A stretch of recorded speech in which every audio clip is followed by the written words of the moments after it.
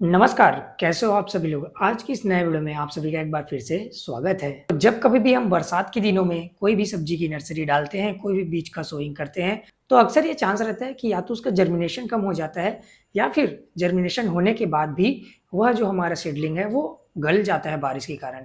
तो आज की इस वीडियो में हम इसी बारे में बात करने वाले हैं कि अगर हम बारिश के दिनों में अपने खुद के ही खेत में किसी भी सब्जी का बीज उगाते हैं, उसकी नर्सरी देते हैं, तो उसका हम किस तरह से देख-रेख करें ताकि जो हमारा जर्मिनेशन परसेंटेज है वो ज़्यादा आए और साथ ही साथ जर्मिनेशन होने के बाद हमारा जो पौधा है वो किसी भी बीमारी के कारण ना गल पाए या फिर पानी के कारण ना गल पाए। तो चलिए इस वीडियो को स्टार्ट करते हैं। वीडियो स्टार्ट करने से पहले आप ये देख लीजिए कि हमारे जो पीछे जो नर्सरी दिखाई दे रही है उसे हमने खुद अपने ही खेत में डाला हुआ है। इस नर्सरी को तकरीबन 8 से 10 दिन हो गए हैं और हमारा जो पौधा है वो काफ़ी अच्छी तरह से जर्मिनेट होके अच्छी तरह से दिखाई दे रहा है। इसमें कोई भी तरह का गलन का समस्या भी दिखाई हमें नहीं दे रहा है।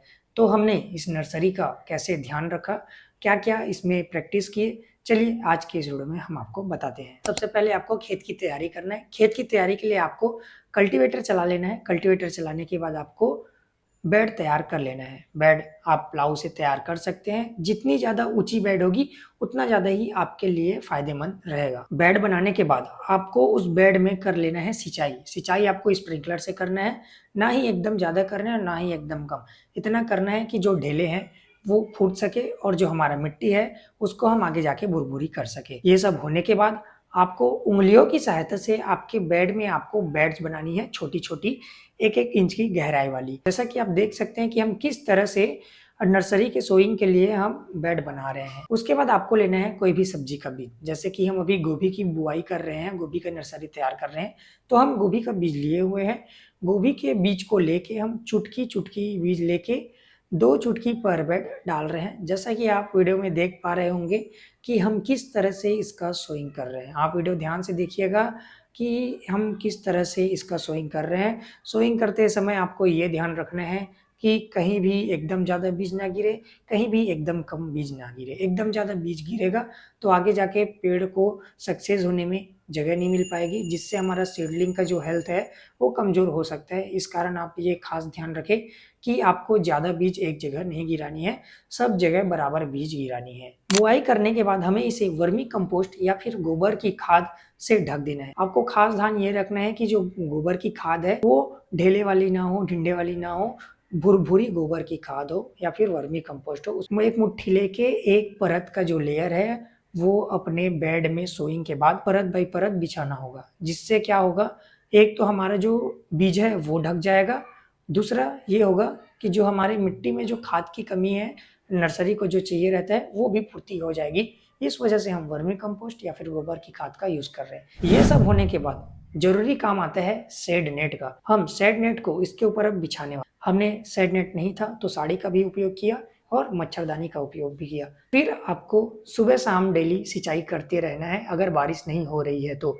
अगर बारिश हो रही है तो आपको सिंचाई नहीं करना है। फिर 3 दिनों बाद आपको ये नेट खोल देना है, क्योंकि 3 दिनों में हमारा जो जर्मिनेशन है वो काफ़ी अच्छे तरीके से हो जाता है। नेट खोलने के बाद जो अब हमारा दूसरा काम आता है वो है मच्छरदानी। मच्छरदानी का हमें एक पॉली हाउस जैसे स्ट्रक्चर तैयार करना है, जैसा कि आपने इस वीडियो के थंबनेल में देखा होगा।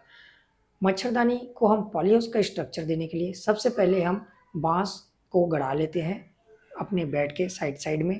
फिर उसके बाद हम उसमें मच्छरदानी को लगाना चालू करते हैं। मच्छरदानी हम इसलिए लगाते हैं ताकि जो बड़ी-बड़ी बूँदें हैं वो हमारे सीडलिंग्स पे, पौधे पे ना पड़ पाए, क्योंकि इस स्टेज पे हमारा जो पौधा रहता है वो काफ़ी छोटा रहता है। अगर इस स्टेज पे तेज़ बारिश हुई तो उससे हमारा जो सीडलिंग है वो मिट्टी के अंदर दब जाएगा और जो हमारा सीडलिंग है वो वहीं गल जाएगा या फिर मर जाएगा।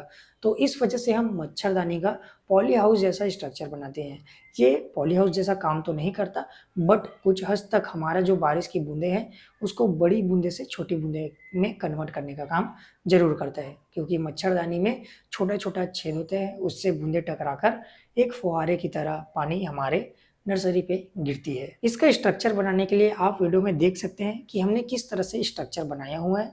हमने इस बाँस पे रस्सी की मदद से मच्छरदानी को बाँधा है, फिर उसको साइड-साइड से भी खींच के बाँधा है, ताकि जो हमारा मच्छरदानी है वो ढीला ना हो सके। ढीला होगा तो हमारा जो पानी है एक ही जगह गिरने लगेगा। अगर मच्छरदानी बराबर समतल है, कहीं ऊपर-नीचे नहीं है, तो हमारा जो पानी है वो चारों तरफ बराबर समान रूप से गिरेगा। नहीं तो सब जगह का पानी धीरे थोड़ा-थोड़ा आके एक जगह ज़्यादा पानी गिरेगा और उस एरिया का हमारा नर्सरी खराब हो सकता है। इस वजह से हमें मच्छरदानी को एकदम टाइट बाँधना रहता है। फिर इसके बाद आपको कुछ नहीं करना है, आपको सिर्फ़ सिंचाई करते रहनी है, अगर बारिश नहीं हो रही है तो, और दवाइयों का स्प्रे लेते रहना है। जैसे कि डैम्पिंग ऑफ का बीमारी ज़्यादा आता है हमारे नर्सरी में, तो डैम्पिंग ऑफ के लिए हमको फंगीसाइड्स और कुछ इंसेक्टिसाइड्स का उपयोग में लेना है।